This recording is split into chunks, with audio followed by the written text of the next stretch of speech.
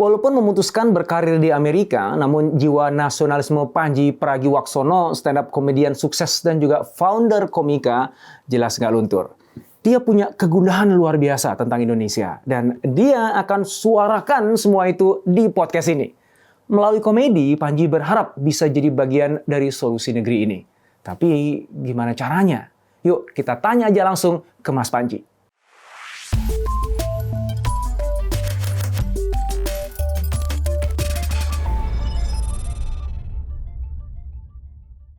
Mas Panji, terima kasih banget akhirnya bisa menghadirkan the legendary stand-up comedian Indonesia ke podcast saya. Tidak bisa, saya bukan legend, saya orang sotoy.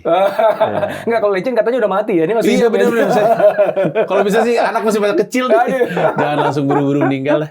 Amin, amin. Iya, Kita iya. masih butuh banyak insight dari Mas Panji ya. Oh, sama-sama butuh dihibur dong. juga sama Mas Panji. Oh, terima kasih Jadi banyak. jangan kemana-mana dulu ya. Iya, Walaupun iya. di Amerika hatinya masih di Indonesia kan? Iya, semuanya masih di Indonesia. Kenyamanan di Indonesia, kemudahan gitu ya. di Indonesia. Masya Cuman Allah. perjuangannya lagi ada di New York. Jadi udah dijalanin aja. Oke. Nanti kita akan ngobrolin itu juga sih sebenarnya. Cuman di episode yang kali ini nih, aku justru pengen ngangkat, karena ini sekarang kan Indonesia lagi rame menuju pemilu dan sebagainya ya. Jadi pasti kan social commentary itu macam-macam ya. Not always political ya, tapi pasti ada hubungannya gitu ya. Dan ini kan nyambung banget sama yang Mas sudah perjuangkan selama beberapa tahun terakhir ya. Dan dalam waktu dekat ini ada Festival Indonesia Maya. Betul. Agustus ya Mas ya? Tanggal 12 Agustus di Surabaya, tanggal 13 Agustus di Jogja, 17 Agustus di Jakarta. Oke. So, aku pengen dalamin tentang itu tuh ya. Khususnya sebenarnya pengen ngangkat apa sih alasan dibaliknya gitu ya. Pasti kan ada kegundahan yang besar sehingga itu tuh muncul gitu ya. Tapi bagi teman-teman mungkin yang belum terlalu familiar sama Festival Indonesia Maya tuh, di-spill dong, itu event apa sih? Sebenarnya Hiduplah Indonesia Maya itu sebuah IP yang lagi saya kembangkan. IP di bidang social commentary. Ada podcastnya yang berupa social commentary, ada kaos, merchandise yang sifatnya social commentary. Sekarang lagi coba untuk bikin festival yang sifatnya social commentary. Karena saya ingin jadi bagian dari orang yang ngajak, kita tuh nggak apa-apa tahu berkomentar, tapi komentarnya itu, kan semua orang berkomentar di sosial media, tapi kan yang membuat seseorang komentar didengar atau tidak adalah kualitas komentarnya, entah itu kedalaman argumennya, ataupun bagaimana dia kemas komentarinya gitu. Nah, jadi harapannya itu suatu hari ada festival di mana social commentary dalam bentuk stand up comedy, dalam bentuk talk show, dalam bentuk monolog, dalam bentuk art, entah itu performance art, entah itu seni rupa. Tapi untuk sekarang kita mulai dari stand up, talk show, dan monolog kebangsaan yang akan saya lakukan judulnya Sampai Akhir Menutup Mata. Nah, itu intinya social commentary dalam 3 format di 3 kota tersebut. Itu fully online atau hybrid atau offline? Untuk yang di Surabaya dan Jakarta hanya offline. Untuk yang Jakarta 17 Agustus akan ada hybridnya dengan yang online. Karena banyak yang pengen, cuman kemampuan modalnya kan terbatas. Jadi kita mulai dari yang kepegang aja dulu. Cuman untuk yang lain-lain, kalau misalkan pengen nonton, bisa menikmati live streaming yang Jakartanya, yang 17 Agustus. Social commentary itu menarik banget ya. Karena kalau kita ngomongin orang, bukan hanya orang Indonesia sebenarnya, everyone in the world itu kan suka komen ya, tapi komennya kan kadang-kadang nyinyir komen. Nah ini gimana caranya Mas itu nanti memastikan bahwa social commentary itu memang ada isinya gitu, berfaedah gitu Mas? Yang jadi kendala sekarang adalah, aduh ini takut rame nih, tapi jadi ada sebuah negara nih, Pak, di mana kalau kita melakukan komentar sosial selalu dipersepsikan sebagai misalnya usaha untuk mendiskreditkan, menghina, memfitnah. Padahal nggak juga, kita tuh cuma pengen berkomentar. Kadang-kadang kita berkomentar tentang layanan sebuah restoran, terus nanti kita dianggap mau menjelek-jelekan restoran. Kadang kita ingin berkomentar tentang apa yang seorang menteri lakukan, atau keputusan yang seorang presiden lakukan, nanti kita dibilang hater gitu. Nah, akhirnya ada kecenderungan untuk membungkam social commentary. Bahkan di level yang sederhana, dan sebenarnya nggak apa-apa juga, cuman saya takut ada masalah di belakang. Kalau ada orang berkomentar sosial dan kita nggak suka, kita blok, kita tutup. Kita pikir, ya kan ada fiturnya, enak dong. Kalau misalkan dia nggak sejalan dengan kita, blok-blokin aja. Tapi kan khawatirnya kan jadi echo chamber. Jadi dia hanya mengelilingi like-minded things, like-minded person, like-minded ideas, sehingga dia nggak memperkaya hasanah dirinya. Dia benar-benar dalam echo chamber. Yang dia terima adalah apa yang pernah diomongin, dan nggak berubah banyak.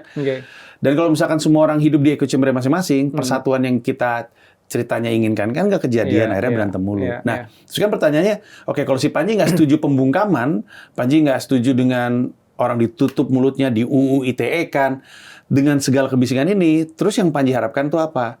Ya kalau saya nggak mau membungkam, maka pilihan idealnya adalah mencontohkan. Kayak gimana sih harusnya tuh berkomentar sosial itu. Betul. Sehingga dengan kita nggak membungkam, tapi memberi pilihan dan memberi contoh, orang jadi tahu, oh sebenarnya yang diharapkan mungkin seperti ini gitu ya. Dan dengan itu tentu aktornya tidak banyak, tapi kan memang kalau saya percayanya semua perubahan di dunia itu dimulai dari sekelompok kecil orang yang begitu menginginkan perubahan. Jadi nggak apa-apa dikit yang mulai melakukan social commentary dengan cara yang oke, tapi harapannya lama-lama punya dampak yang baik. Itu cita-citanya. Itu keren sih ya. Jadi memang masyarakat ya itu harus diedukasi ya dalam banyak aspek ya. Termasuk saya pun harus dapat edukasi tentang hal-hal yang saya nggak tahu juga.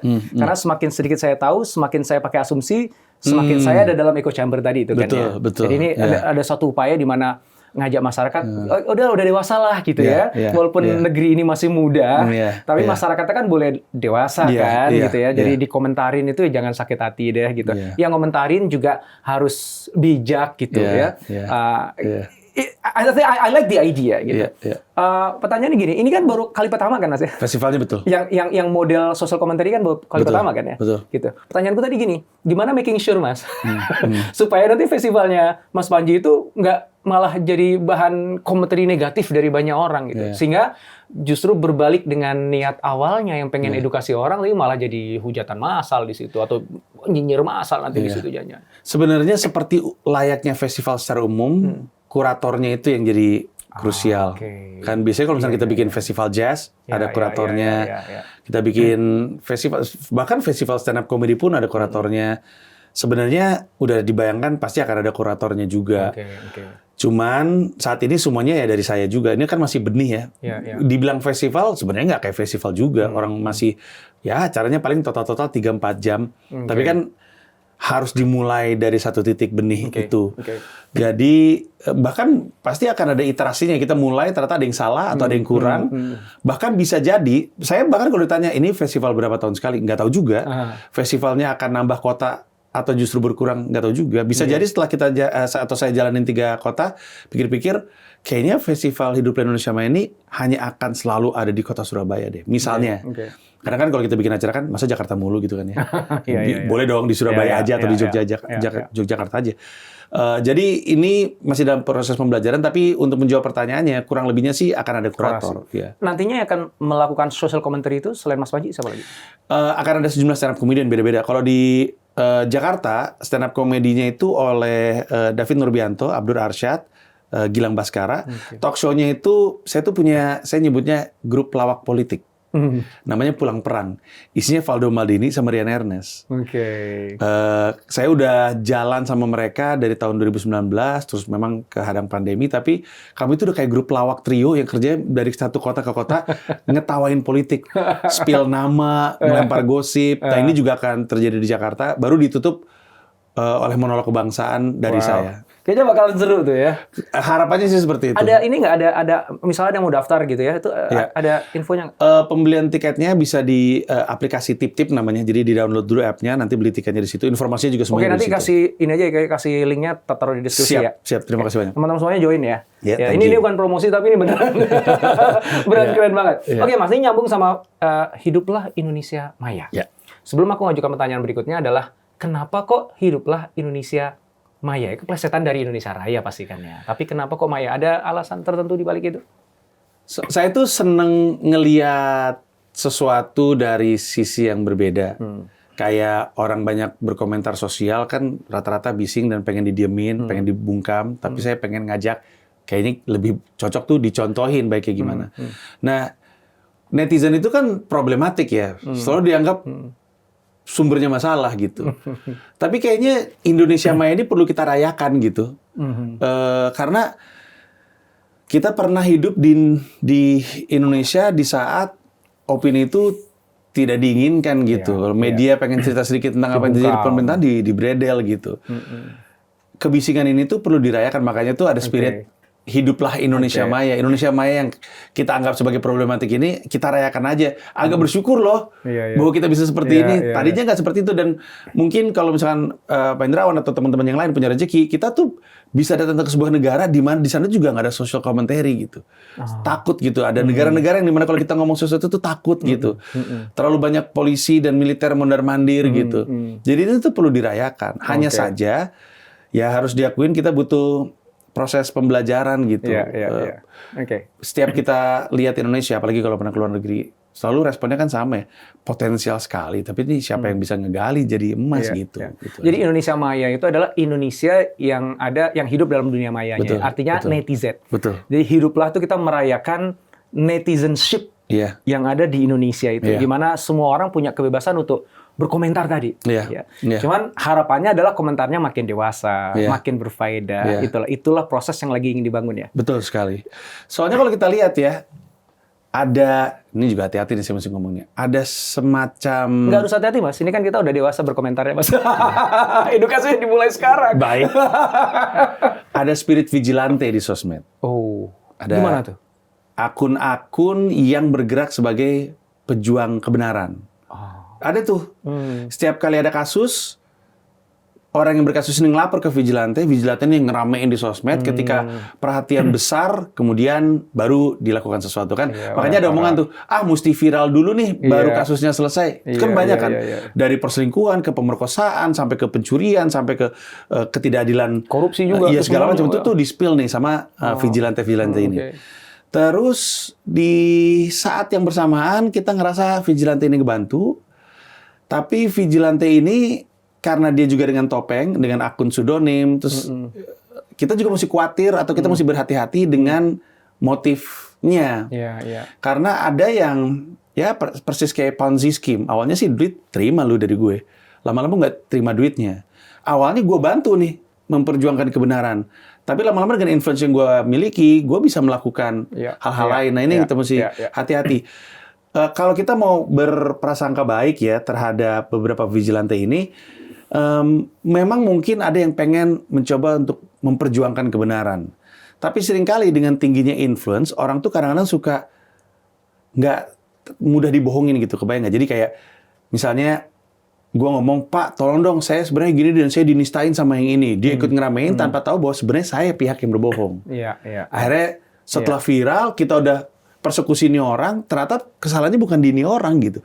Kesalahannya dari kita. Kalau di lingkungan masyarakat, mungkin tahun 90-an atau 2000-an, ada orang diteriakin maling, udah keburu digebugin dan dibakar, ternyata nggak maling gitu. Nah itu tuh yang teriak yang malingnya ya? Betul, itu sering terjadi. Kayak gitu lagi terjadi di sosmed. Tapi kan semua yang di sosmed kan semuanya kan jadi secara skala kan jadi lebih besar.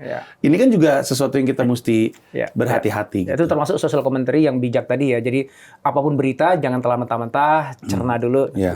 Nah kaitannya dengan hiduplah Indonesia Maya ini. Ada kata Indonesia di situ dan aku tahu banget kecintaan Mas Panji terhadap Indonesia itu ya, 2011 ya, nasionalisme. Benar 2011 betul. Itu terbit sampai sekarang pun juga masih banyak orang yang mengunduh itu ya. Jadi ya itu curhatannya Mas Panji ya tentang Indonesia gitu. Saya juga malu kalau baca tulisannya banyak typo.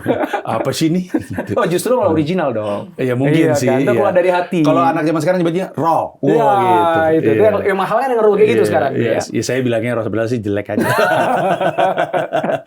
Nah itu pasti aku yakin sih beberapa tulisan Mas di situ ya. Itu menjadi cikal bakal kenapa kok ada festival Hiduplah Indonesia Maya kan gitu kan. Pertanyaanku gini Mas. Terlepas dengan festival itu yang social commentary tadi ataupun yang hal-hal yang lain Mas yang sudah lakukan dengan orasi kebangsaan Mas dan sebagainya. Apa sih yang menjadi kegelisahan utamanya Mas Panji terhadap negeri? Gimana nih? Sebenarnya secara umum, ya benar. Saya mesti hati-hati nih. Siapa tahu kan ada yang ngelirik nanti, Mas. Saya tidak ingin dilirik oleh mereka. Oke, gimana Mas? Apa tulisan utamanya? Kita tuh sebagai, nih, gimana cara ngomongnya biar tidak kan apa-apa, sosial komentar bebas, sudah bijak saya. Ya kan kita ngomongnya gitu, tapi ntar kan kalau saya kena panasnya pusing juga nih saya. Ntar nggak bisa pulang lagi saya ke New York. Tapi intinya gini sih. Indonesia itu mesti sadar bahwa kitalah akar permasalahannya. Karena kita sering banget nyalahin pihak-pihak tertentu. Kita tuh siapa? Bangsa Indonesia. Masyarakat, orang-orang Indonesia. Ya, kita ambil contoh Gubernur Lampung misalnya. Gua main nyebut aja nih kita nih. Semua orang mempermasalahkan Gubernur Lampung nih gimana sih? Oh gila, lu kayak nggak tahu aja gimana sih? Terus mempertanyakan kenapa sih Pak Jokowi nggak mecat aja ini orang gitu, tanpa sadar bahwa Pak Jokowi nggak bisa mecat Gubernur Lampung. Gubernur Lampung tidak dipilih oleh presiden. Gubernur Lampung ini dipilih oleh rakyat. Kalau lu bertanya-tanya kenapa gubernur lu kayak gitu, yang milih waktu itu siapa? Kenapa waktu itu lu milih? Mau nurunin dia bisa juga, rakyat bisa melakukan petisi, aksi massa, iya petisi mungkin cara yang paling enak, atau lakukan aksi massa untuk menekan ya, supaya kemudian gubernur ngerasa oke rakyat gue udah nggak mau, mungkin gue mundur gitu, bisa juga. Tapi sebenarnya ini tuh adalah kesempatan untuk bilang bahwa untuk apapun yang terjadi di Indonesia tuh sebenarnya salahnya ada di kita juga gitu. Saya ingat banget, saya lagi bikin pertunjukan stand up comedy Masake Bangsaku tahun 2013. 1.200 penonton saya tanya, siapa yang waktu itu milih legislatif gitu, ikut pemilu legislatif. Kayaknya 90% tepuk tangan. Saya tanya, siapa yang masih ingat nama yang dia coblos? Nggak ada yang ingat. Terus kan kita, gimana sih lu kalau mau nitip duit 1 juta aja, pasti kan lu titipin sama orang yang lu percaya. Mana ada orang yang lu nggak kenal, lu bilang nih 1 juta tolong titip dong, bawain ke si Heru gitu misalnya. Kok giliran ada DPR yang kerjanya mengawasi anggaran, ikut menentukan arahnya anggaran triliunan, terus lu nggak tahu dia siapa. Terus tiba-tiba lu bisa ngomel bahwa anggota DPR korup, itu semua kan ada yang naruh di situ gitu. Salah lu sendiri gitu. Jadi iya. gitu. Tapi ini kalau misalnya kita ngomong gini kan nanti kesannya lu nyalahin rakyat lu nih gitu. Sebenarnya iya sih. Tapi kita tuh banyak banget nunjuk orang lain dan bukan diri kita sendiri. Banyak berharap sama orang lain. Indonesia tuh seneng banget nungguin Satria Piningit. Iya. Kayak bakal datang aja. Padahal kita adalah Satria Piningit yang kita tunggu-tunggu loh. Itu quote-nya itu. Dan orang tuh kita mesti buru-buru sadar bahwa pahlawan nanti itu kita. Dan di menolak kebangsaan saya itu, saya punya tawaran akan arah perjuangan kita sebagai individu. Kalau ingin Indonesia ngarahnya ke yang lebih baik. Tapi secara umum, rasanya bangsa yang sangat muda ini susah banget untuk maju kalau rasa memilikinya nggak ada, selalu berharap sama orang lain untuk memperbaiki keadaan. Dan nggak bersedia untuk berjuang. Gitu. Oke, kalau memang masalahnya adalah di kita sendiri ya. Yang tadi ya memilih wakil kok nggak jelas sih, nggak tahu bahkan dan sebagainya, atau bahkan kita sibuk nyalain orang lain gitu, and not doing anything, kan gitu ya. Itu kan sesuatu yang bukan hanya sistemik, tapi mungkin kultural, ya, melekat erat di masyarakat. Ini bukan cuma sekedar ini masalah rumah gue bocor benerin gitu, itu kan solusinya very simple, very technical, pragmatis ya. Tapi ini kan it's apa ya, masalah yang mungkin kompleks. Iya, kompleks dan membutuhkan puluhan, if not ratusan tahun, if not mungkin 2 generasi baru akan selesai. Kalau selesai gitu kan ya. Sementara kan kita hidup cuma di 1 generasi ini doang. Kesempatan kita hidup cuma sekali doang gitu ya. Apa yang kita bisa lakukan, Mas, untuk membenahi itu? Itu penting sekali. Tadi pertanyaan sangat-sangat bagus. Saya nonton seriesnya Ricky Gervais. Saya lupa seriesnya judulnya apa, tapi di salah satu episodenya itu ada kutipan seperti ini. Society itu akan baik-baik saja kalau generasi sekarang bersedia untuk menanam pohon yang teduhnya bahkan dia tidak ikut rasakan. Jadi, kayak bangsa kita akan baik-baik aja kalau kita bersedia untuk nanam pohon, sibuk nanam pohon, walaupun kita tahu itu kita teduhnya tuh bukan dia. Yang menikmati itu generasi berikutnya. Kalau ditanya apa yang diperlukan, pola pikir itu. Pola pikir untuk ingat bahwa yang kita perjuangkan itu bukan untuk kita lagi. Untuk masa depan. Nah, nanti setelah kita punya mindset itu, baru kemudian kita jadi lebih ngerasa apa yang kita perjuangkan itu masuk akal. Kayaknya Simon Sinek deh yang ngomongin soal The Infinite Game. Yang kalau misalnya lu berjuang dengan deadline, ya kasarnya bukan itu yang kita harapkan. Dia membandingkan perang Vietnam, Amerika perang dengan deadline, dengan target, dengan anggaran. Vietnam mah perang karena ini tanah air gua. Mau sampai kapan juga gua berjuang di sini gitu. Kalau kita mulai berpikir bahwa apa yang kita lakukan itu bukan untuk kita, akhirnya matematikanya jadi masuk akal. Kalau enggak, kita jadi nggak ngerasa ngapain gitu. Kayak contohnya, ada banyak orang yang bukan merupakan orang-orang terbaik masuk ke politik karena orang-orang terbaik nggak mau masuk. The best people, the bright-minded people nggak mau masuk ke posisi-posisi strategis. Sehingga karena ketidaksediaannya untuk masuk, kosongnya itu diisi sama orang-orang ya terbaik kedua, terbaik ketiga, sehingga kebijakannya terbaik kedua, terbaik ketiga, dan seterusnya. Keputusan orang-orang ini untuk tidak masuk adalah karena dia pikir dia masuk ke situ nggak akan punya dampaknya. Iya. Kalau dia mikir nggak ada dampaknya dalam masa hidup dia, ya memang mungkin. Yeah. Tapi kalau dia pikir masuknya dia ke situ akan jadi sesuatu di masa depan, jadi beda lagi. Jadi bersedia dia. Makanya waktu itu Bambang Pamungkas pernah ngomong yang menarik. Kalau lu seneng sama apa yang gue capai, lu mesti tahu kalau nggak ada Kurniawan Dwi Julianto tuh nggak ada gue. Dan kalau lu tanya sama Kurus, ada orang lain lagi yang membuat dia pengen jadi atlet sepak bola, mungkin Ricky Yacob. Tanya sama Ricky Yacob, ada lagi yang lain. Nah, yang kayak gini, cara pikir seperti itu, ini kan harus jadi aktivisme bangsa ini gitu. Entah itu dalam politik, entah itu dalam olahraga, entah itu dalam kewirausahaan. Semua aspek tuh harus gitu cara pikirnya. Harus mulai berpikir bahwa yang gue lakukan ini memang teduhnya bukan untuk gue, untuk generasi berikutnya. The challenge is, tantangannya adalah semakin kesini kan orang kayaknya semakin pragmatis gitu ya, bahkan semakin short-sighted ya. Bukan hanya individu tapi di society. How do you change enough people? Kan ada teori perubahan ya. Ada yang bilang 10% dari masyarakat harus berubah dulu baru gitu. Ada yang bilang sebenarnya cuma 3% selama dia orang-orang yang berpengaruh. Ada yang bilang 30% dari society itu harus berubah dulu, baru yang lain akan mencapai tipping point-nya kan gitu kan. 10% dari Indonesia itu kan berapa juta tuh? Berapa ya? Saya nggak sendiri. Saya pelawak. Nggak bisa gitu. How do you do that?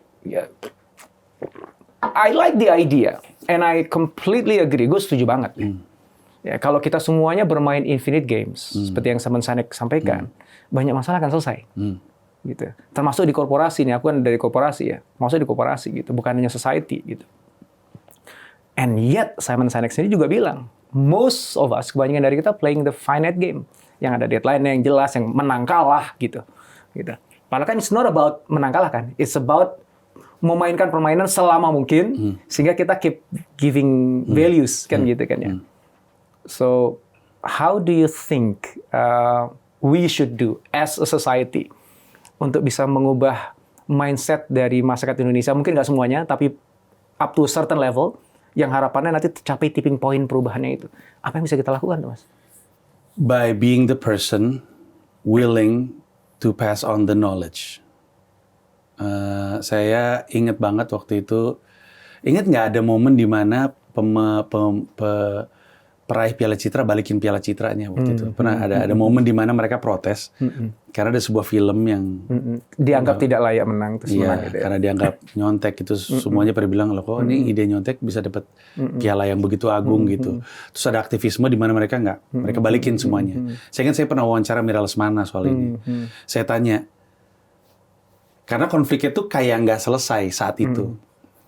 Terus saya tanya, ini tuh sebenarnya yang dicari apa sih? Terus jawabannya Mira Lesmana adalah, yang diharapkan adalah pembicaraannya terus berjalan. Karena perubahannya nggak akan terjadi sekarang. Tapi gue punya tanggung jawab untuk bilang, lu ada informasi ini loh soal perfilman Indonesia, dan seterusnya. Nah, berkaitan dengan itu, berarti harus ada orang-orang yang bersedia jadi orang yang melanjutkan informasi yang barusan kita bahas.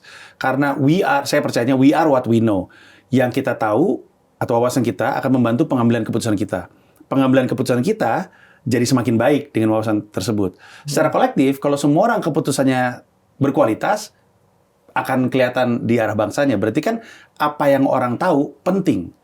Kalau lebih banyak orang tahu soal apa yang dikatakan sama Simon Sinek itu kan beda. Simon Sinek juga ngomong rata-rata ngambilnya the finite game karena nggak tahu kali. Kalau tahu mungkin beda. Nah kan jadi kan perbedaannya adalah antara tahu atau tidak dan siapa yang mau ngasih tahu.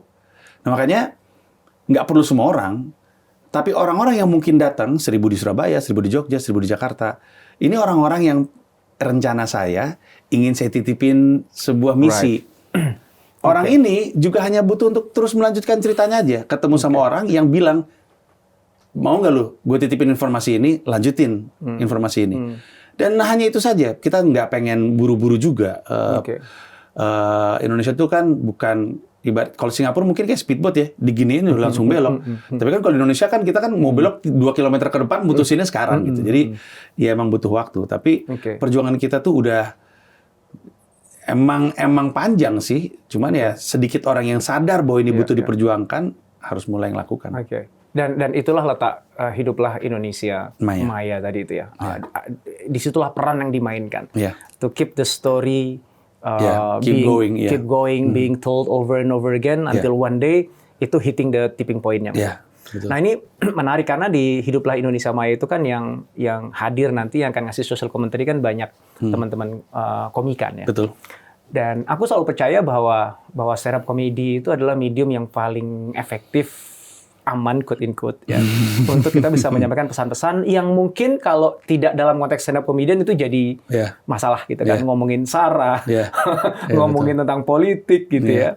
Itu udah biasa banget diomongin di stand up comedian gitu ya. And yet everybody love gitu dan mereka mempertawakan dirinya sendiri gitu. Ya, saya orang Jawa dibuat joke tentang Jawa gitu. Nggak tersinggung saya because I know the context is comedy gitu ya.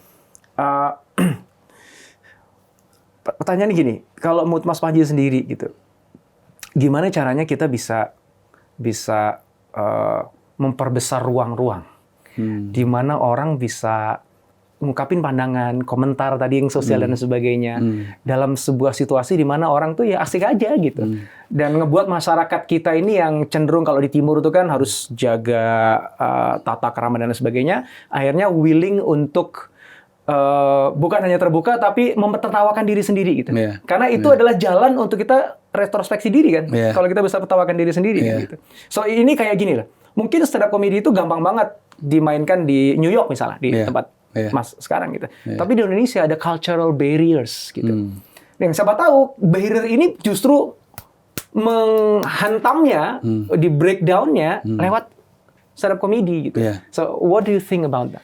Kalau saya sih ngerasanya stand up comedy tidak perlu terlalu keras usahanya untuk ngejebol penghalang-penghalang tersebut ya. Karena akan ada produk yang sesuai untuk kalangan yang berbeda. Kayak ada kalangan yang cocok dengan stand up comedy, dia reseptif terhadap itu. Tapi untuk kalangan yang tidak bisa diberi stand up comedy karena mungkin kesediaannya untuk menertawakan dirinya kurang, ada medium yang lain kan. Film. Makanya jadinya festival karena kan idealnya adalah untuk semua orang ada berbagai macam cara untuk menyampaikan pesan, untuk ngejebol tembok tersebut.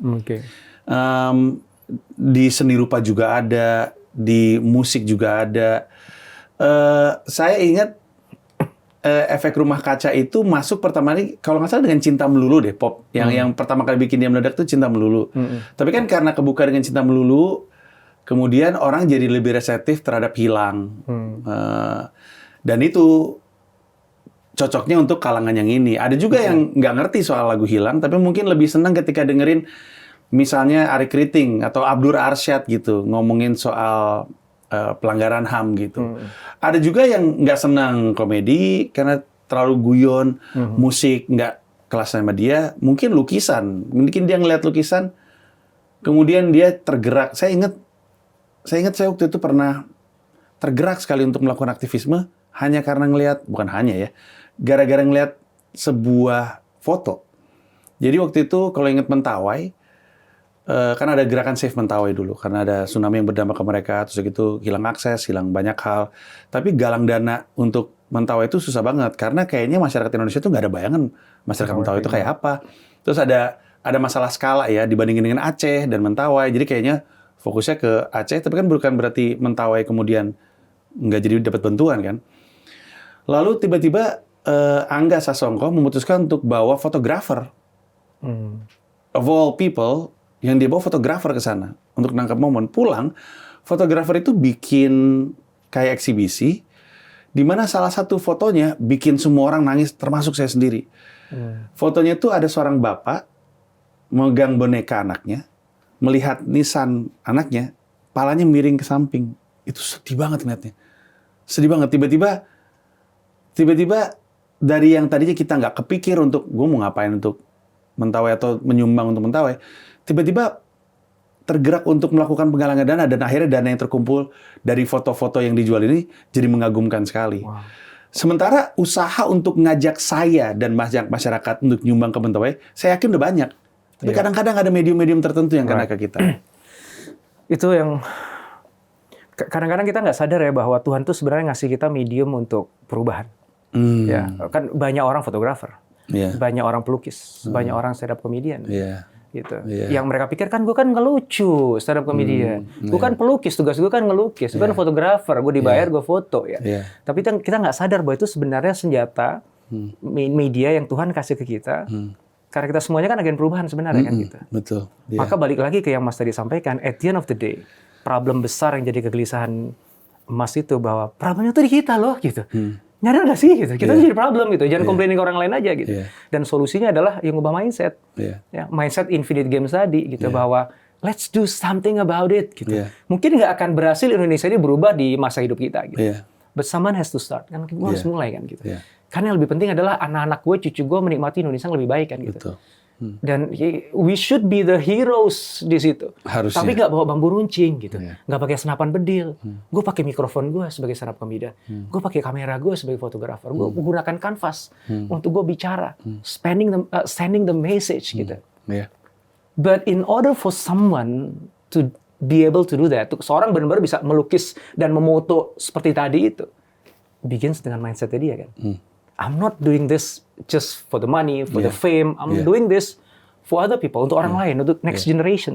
Atau mungkin awalnya masih untuk uang dan untuk diri sendiri. And that's fine, nggak ada masalah kan. Lama-lama dia akan punya kedalaman, pemahaman akan apa yang dia lakukan. I think nggak tahu, ini ngobrol aja agak keluar dari konteks ya. Tapi at the end of the day, that's why art exists. Gitu. Gue orang bisnis, tapi I think I'm an artist at heart. Artis bukannya artis apa ya, tapi bukan Deddy Corbuzier ya. Dia artis tuh. I really appreciate art. Karena itu kan a way to convey a message. Yang itu subliminal gitu. Nggak ada kata-katanya, but once you see the picture, kan lihat fotonya langsung damn gitu ya. What can I do to help gitu. So, ini bagi teman-teman semuanya, gue dapat banget dari podcast gue gitu ya. Dan ya, saya dapat kesempatan Tuhan, ini ada medium YouTube gitu kan. The question is, terus gue apain ini YouTube channel ini? Apakah gue buat untuk sending the messages yang Mas Panji udah lakukan sejak belasan puluhan tahun yang lalu gitu ya? Or I'm just looking for AdSense kan gitu? Bagi teman-teman dosen, bagi teman-teman arsitek ya, apapun profesinya gitu. Dan kalau kita start dari mindset itu tuh, insya Allah lah anak-anak gue paling nggak nikmati Indonesia lebih baik lah. Amin. And then thanks to you to inspire. Nggak cuma saya, kita semua, termasuk anda di balik kamera. Wow, thank you so much, Mas Panji. Benar-benar I'm inspired dan saya berharap nanti hiduplah Indonesia Maya itu benar-benar jadi awal dari sebuah gerakan masif ya. Amin. Untuk mengedukasi masyarakat kita, khususnya netizen, untuk bisa ngambil peran yang lebih positif. Untuk membangun mindset negeri ini. Thank you. Thank you so much. Thank you. Thank you.